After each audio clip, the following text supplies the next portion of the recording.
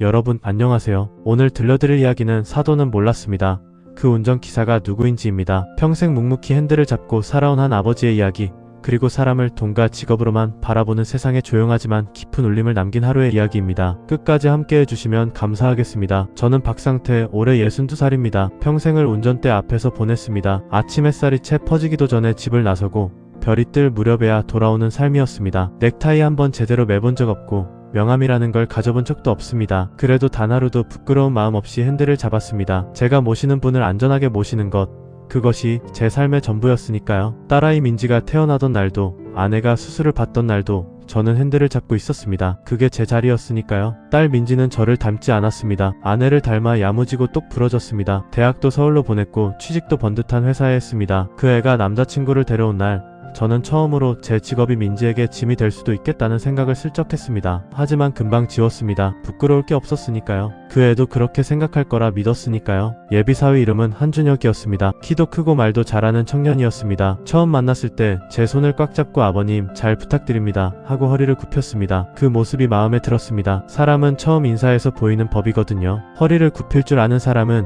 마음도 낮출 줄 안다고 저는 그렇게 믿어왔습니다. 상견례 날짜가 잡혔습니다. 장소는 서울 강남의 한 한정식집이었습니다. 민지가 며칠 전부터 제 옷을 챙겨줬습니다. 아빠 이 양복 어때요? 아빠한테 잘 어울려요. 새 양복이었습니다. 제가 산 게 아니라 민지가 사준 것이었습니다. 저는 괜찮다고 했지만 민지가 굳이 챙겨줬습니다. 그 마음이 고마웠습니다. 그리고 조금 짠했습니다. 딸이 아버지 옷을 걱정해야 하는 자리라는 게 무엇인지 저도 알았으니까요. 아내는 새벽부터 일어나 머리를 하러 나갔습니다. 미용실에서 2시간을 보냈습니다. 평소엔 절대 그러지 않을 사람이 그날은 달랐습니다. 여보, 나 이상하지 않아요? 거울 앞에서 몇 번이나 물었습니다. 저는 예쁘다고 했습니다. 진심으로요. 20년 전이나 지금이나 제 눈에 아내는 늘 그 사람이었습니다. 우리 세 식구는 택시를 타고 갔습니다. 제가 운전을 안 한 건 술을 마실 수도 있어서가 아니라 그날만큼은 민지 곁에 온전히 앉아있고 싶었기 때문입니다. 차 안에서 민지가 제 손을 잡았습니다. 작은 손이었습니다. 태어날 때 그 작은 손이 아직도 기억나는데 이제 반지를 낄 나이가 됐구나 싶었습니다. 한정식집 문을 열고 들어서자 사돈댁 식구들이 먼저 와 있었습니다. 예비사위 준혁이 그리고 그 부모님이셨습니다. 아버님은 연회색 양복을 입으셨고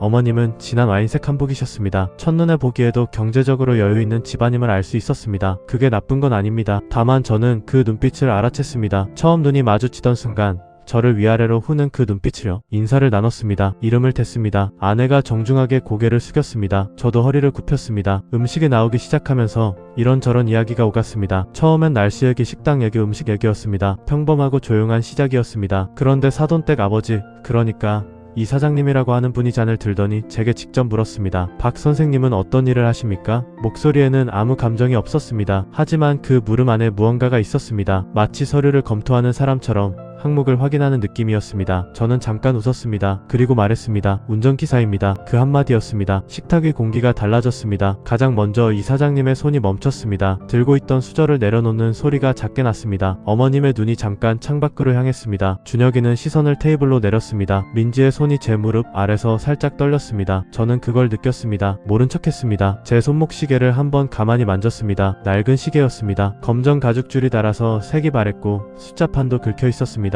오래된 것이었습니다. 하지만 저는 그 시계를 보며 마음을 가라앉혔습니다. 늘 그래왔던 것처럼요. 이 사장님은 화제를 돌렸습니다. 아들 준혁이 이야기를 꺼냈습니다. 어느 대학을 나왔고 지금 어떤 직책인지, 연봉이 어느 정도인지를 은근하게 그러나 분명하게 이야기했습니다. 자랑이었습니다. 나쁜 자랑은 아닐 수 있습니다. 부모라면 자식이 자랑스럽죠. 하지만 그 방향이 제 쪽을 향하고 있다는 것도 알았습니다. 비교였습니다. 그 다음은 집 이야기였습니다. 신혼집은 어떻게 할 생각이냐는 말로 시작해서 어느새 혼수 이야기로 흘러갔습니다. 어머님의 목소리를 낮추며 민지에게 말했습니다. 요즘은 신부집에서 예단을 어떻게 준비하느냐고요. 민지는 아무 말도 못했습니다. 제가 보기에 민지는 그 말의 무게를 이미 알고 있었습니다. 아내는 찻잔을 손에 들고 미소를 유지했습니다. 그 미소가 얼마나 힘든 미소인지 저는 30년을 함께 살며 알고 있었습니다. 저는 아무 말도 하지 않았습니다. 음식을 먹었습니다. 반찬 하나를 조용히 민지 앞에 놓아줬습니다. 그게 제가 할 수 있는 전부였습니다. 그러다 어머님이 말했습니다. 웃으면서 말했는데 그 웃음이 더 날카로웠습니다. 우리 준혁이가 워낙 주변 기대가 크다 보니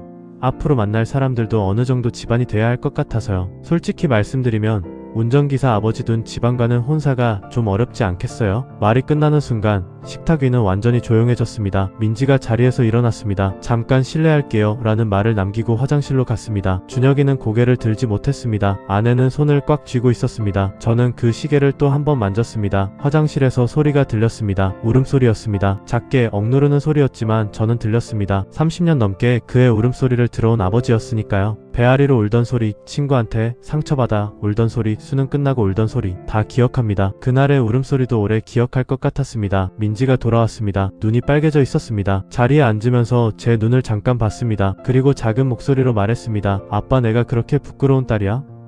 그 말이 제 가슴을 쳤습니다. 아니, 정확히는 무너뜨렸습니다. 부끄럽다고? 이 아이가 부끄럽다고? 세상에서 가장 자랑스러운 내 딸이 오늘 이 자리에서 자기가 부끄러운 딸인지 묻고 있었습니다. 저는 눈물이 나오려는 것을 참았습니다. 운전기사는 울지 않습니다. 핸들을 잡을 때 흔들리지 않아야 합니다. 그게 제가 30년 동안 지켜온 원칙이었습니다. 저는 민지의 손을 잡았습니다. 말은 하지 않았습니다. 그냥 꼭 쥐었습니다. 이사장님이 헛기침을 했습니다. 분위기를 수습하려는 건지 아니면 더 밀어붙이려는 건지 알 수 없었습니다. 그때 제가 처음으로 입을 열었습니다. 천천히 조용하게 말했습니다. 이사장님, 혹시 요즘 진행하시는 사업 중에 물류 쪽 계약이 있으십니까? 갑작스러운 질문이었습니다. 이사장님은 잠깐 표정이 바뀌었습니다. 그게 왜요? 저는 웃으며 말을 이었습니다. 지난주에 회장님께서 서류를 검토하시는 걸 옆에서 봤습니다. 이사장님 회사 이름이 거기 있었습니다. 식탁 위에 다시 침묵이 흘렀습니다. 이번엔 다른 종류의 침묵이었습니다. 이사장님이 몸을 앞으로 기울였습니다. 회장님이라고요? 저는 손목 시계를 다시 한번 봤습니다. 그 시계에 대해 이야기할 때가 됐다는 생각이 들었습니다. 저는 30년 전부터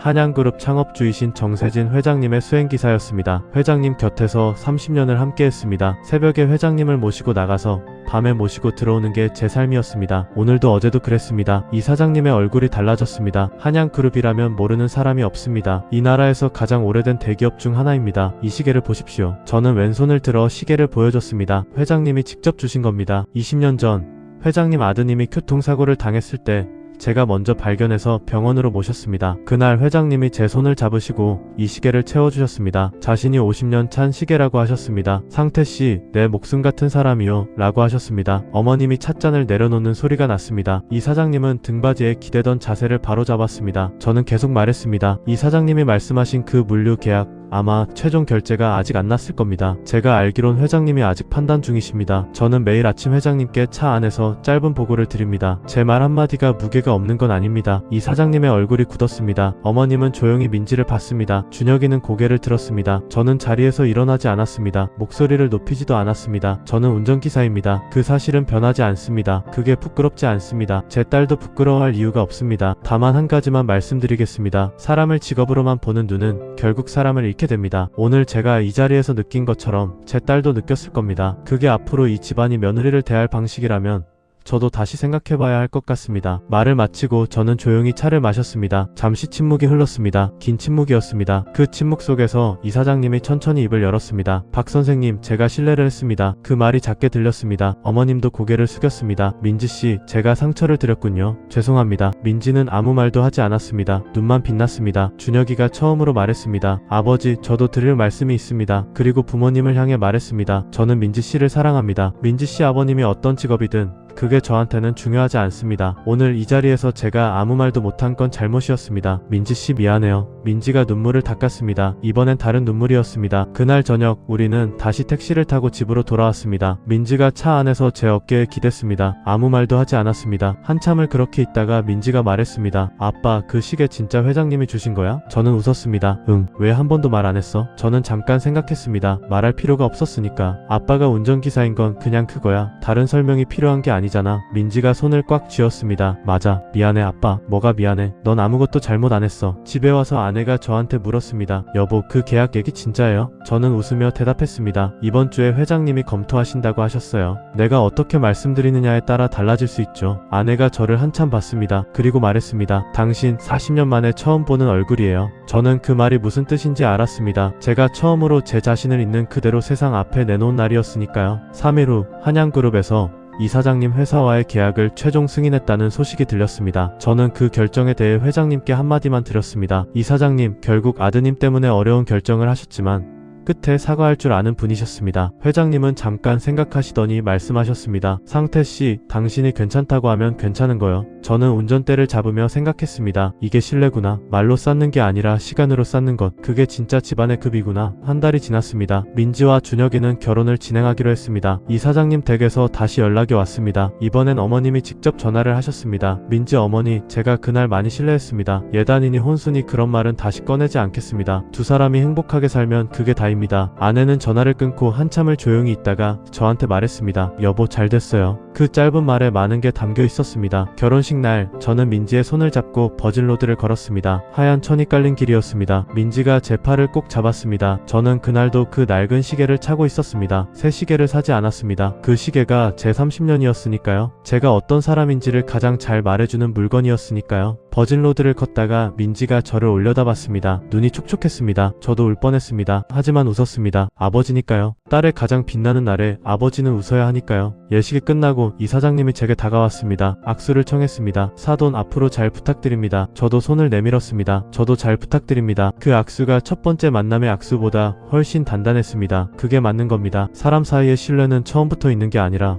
이렇게 쌓여가는 거니까요. 여러분, 저는 오늘도 새벽에 일어나 차 키를 챙깁니다. 62살 운전기사 박상태는 오늘도 핸들을 잡습니다. 달라진 게 있다면 민지의 전화가 더 자주 온다는 겁니다. 아빠, 밥은 먹었어요? 오늘 추우니까 조심해요. 그 목소리가 하루를 시작하는 힘입니다. 직업이 사람을 만드는 게 아닙니다. 사람이 직업을 만드는 겁니다. 어떤 일을 하느냐가 아니라 어떻게 하느냐가 그 사람의 품격을 만듭니다. 참는 사람이 약한 게 아닙니다. 끝까지 품위를 지킨 사람이 가장 강한 사람입니다. 낡은 시계 하나가 그걸 말해줬습니다. 30년의 신뢰가 새긴 그 시계가요. 오늘 이야기 여기서 마치겠습니다. 끝까지 함께 해주셔서 진심으로 감사드립니다. 오늘 하루도 여러분 곁에 소중한 사람들이 있기를, 그리고 그 사람들에게 충분히 고맙다는 말을 전할 수 있는 하루가 되시길 바랍니다. 다음 이야기에서 또 뵙겠습니다.